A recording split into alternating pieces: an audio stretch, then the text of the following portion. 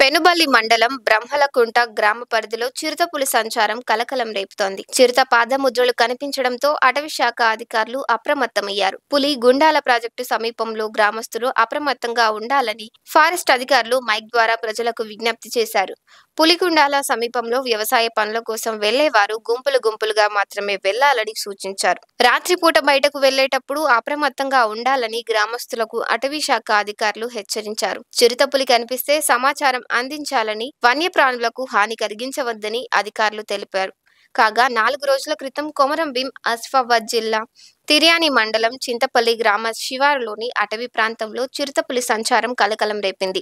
చిరుత సంచారాన్ని స్థానిక గ్రామస్తులు గుర్తించారు. పొలం పనులు ముగించుకొని అటవీ ప్రాంతంలో వెళ్లిన సమయంలో చెట్టు కొమ్మపై చిరుతపులి ఉండటాన్ని గమనించి ఫోన్లో వీడియో తీశారు. ఆ తర్వాత అటవీ శాఖ అధికారులకు సమాచారం ఇచ్చారు.